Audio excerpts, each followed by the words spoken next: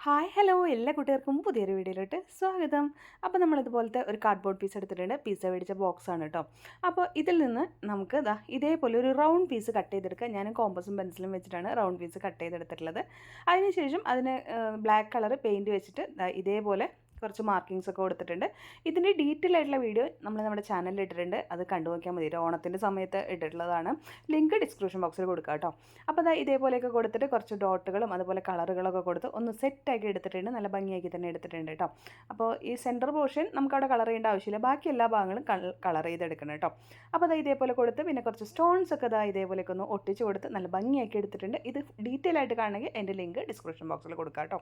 അതിനുശേഷം വീണ്ടും നമ്മൾ ആ ഒരു കാർഡ്ബോർഡ് പീസ് തന്നെ എടുത്തിട്ടുണ്ട്. അതിൻ്റെ ബാക്കി ഭാഗങ്ങൾ കട്ട് ചെയ്തിട്ട് ഒരു കഥകളിയുടെ ഫേസ് വരച്ചു കൊടുക്കുകയാണ് കേട്ടോ. ജസ്റ്റ് ഒരു ഔട്ട്ലൈൻ വരച്ചു കൊടുത്തതിന് ശേഷം നമ്മൾ അതിനെ കട്ട് ചെയ്തെടുക്കുകയാണ് ചെയ്യുന്നത് കേട്ടോ.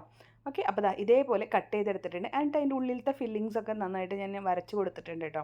എനിക്ക് പെയിൻറ്റിങ് അത്ര പെർഫെക്റ്റ് അല്ലാത്തതുകൊണ്ട് ഞാൻ വരച്ചു കൊടുത്തിട്ടാണ് ചെയ്യുന്നത്. അപ്പോൾ അതിന് ശേഷം നമ്മൾ ഇതിപ്പോൾ ലൈറ്റ് ഗ്രീൻ കളറാണ് കേട്ടോ. ഫേസിൽ ലൈറ്റ് ഗ്രീൻ കളർ കൊടുത്തെടുക്കുകയാണ്. അപ്പോൾ ഇങ്ങനത്തെ സാധാരണ കഥകളിയുടെ കളറിനേക്കാളും കുറച്ചുകൂടി എളുപ്പമാണ് ഈ ഒരു മണ്ടാല ടൈപ്പ് ഓഫ് കഥകളി ചെയ്തെടുക്കുമ്പോൾ കേട്ടോ. അപ്പോൾ നാളെ നവംബർ 1 അല്ലേ വരുന്നത്. അപ്പോൾ നമ്മുടെ കേരളപ്പിറവിയുടെ തീമിലോട്ട് ചെയ്യാമെന്ന് വെച്ചിട്ടാണ് കഥകളി ചെയ്യുന്നത് കേട്ടോ. അപ്പോൾ ഇതേപോലെ ചെയ്തെടുക്കുമ്പോൾ കുറച്ചുകൂടി ഈസിയാണ്. ഫുൾ കളറൊക്കെ കൊടുത്തു. സൈഡിലൊക്കെ ഒന്ന് കുറച്ച് ലൈറ്റാക്കിയൊക്കെ കൊടുക്കാൻ നോക്കിയിട്ടുണ്ട്. ചീക്കിൻ വരുന്ന ഭാഗങ്ങളും അതുപോലെ തന്നെ താഴെ ഈ ഒരു ഭാഗം ഉണ്ടല്ലോ, അവിടേക്ക് ഒന്ന് കുറച്ച് ലൈറ്റ് ലെമൺ യെല്ലോയും ഗ്രീനും കൂടെ മിക്സ് ചെയ്തിട്ടാണ് കേട്ടോ ഞാൻ ചെയ്തെടുത്തത്. അപ്പോൾ ഇവിടെ ഇങ്ങനെ ഒന്ന് ചെറുതായിട്ടൊന്ന് ലൈറ്റ് ചെയ്ത് കൊടുത്തിട്ടുണ്ട്. അല്ലെങ്കിൽ വൈറ്റും ഗ്രീനും കൊടുത്താലും മതി കേട്ടോ. അപ്പോൾ ഇതേപോലെയൊക്കെ ഒന്ന് കൊടുത്തെടുത്തിട്ടുണ്ട്. ഇതൊക്കെ ഞാൻ വരച്ച് വെച്ചിട്ടുണ്ട് പാറ്റേൺ കേട്ടോ. പിക്ചർ നോക്കിയിട്ട് എന്നിട്ട് ആ ഭാഗങ്ങൾ ഫില്ല് ചെയ്ത് കൊടുക്കുകയാണ്. കൊടുത്തതിന് ശേഷം അതൊന്ന് മേർജ് ചെയ്തും കൂടെ കൊടുക്കുന്നുണ്ട് കേട്ടോ. എനിക്ക് കൂടുതലായിട്ട് പെയിൻറ്റിങ്ങിനെ പറ്റി അറിയില്ല. ഞാൻ ചെയ്ത മെത്തേഡുകളാണ് ഞാനിവിടെ പറയുന്നത് കേട്ടോ. അപ്പോൾ നന്നായിട്ട് മേർജ് ചെയ്തൊക്കെ കൊടുത്തിട്ടുണ്ട്. പെയിൻറ്റ് ബ്രഷ് നമ്മൾ കഴുകിയെടുത്തതിന് ശേഷം വേണം ഈ കൊടുക്കുന്ന ഇതോളൊക്കെ മേർജ് ചെയ്തെടുക്കാനായിട്ട് കേട്ടോ. അപ്പോൾ കുറച്ച് കഴുകിയെടുത്തിട്ട് ഒന്ന് ജസ്റ്റ് തുണിയിലൊന്ന് തുടച്ചെടുത്തിട്ട് വേണം മേർജ് ചെയ്ത് കൊടുക്കുക. പിന്നെ കൈ വെച്ചിട്ടും കുറച്ചൊക്കെ ചെയ്തെടുക്കുന്നുണ്ട് കേട്ടോ, നന്നായിട്ടൊന്ന് മേർജ് ആവാൻ വേണ്ടിയിട്ട്.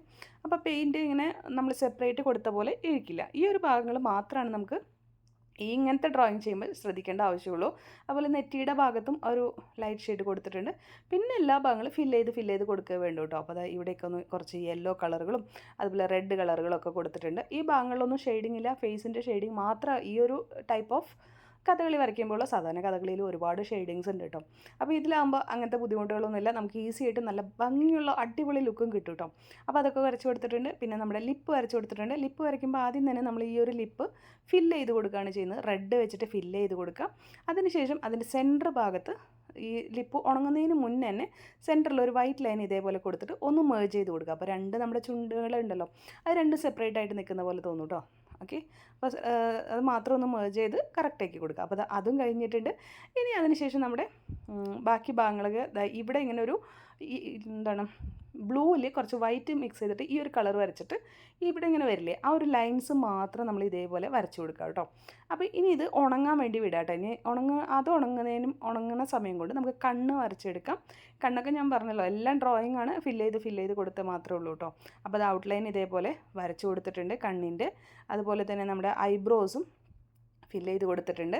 അപ്പോൾ എല്ലാം വരച്ച് ഫില്ല് ചെയ്യുമ്പോൾ നല്ല ഈസിയാണ് ചെയ്യാനായിട്ട്. ഇനി ഈ ഒരു ബ്ലൂ കളർ ഉണങ്ങിയതിന് ശേഷം ഇതിൻ്റെ ഉള്ളിലോട്ട് വൈറ്റ് ഫില്ല് ചെയ്ത് കൊടുക്കുക. കണ്ടോ, ഇതേപോലെ വൈറ്റ് ഫില്ല് ചെയ്ത് കൊടുക്കുക. അപ്പോൾ അത് വൈറ്റ് ഉണങ്ങി കഴിയുമ്പോൾ ആ ബ്ലൂ പ്രൊജക്റ്റ് ചെയ്ത് നോക്കുക. അപ്പോൾ നമുക്ക് ആ ഒരു സെപ്പറേഷൻ ലുക്ക് കണ്ടോ ഇതേപോലെ കിട്ടും.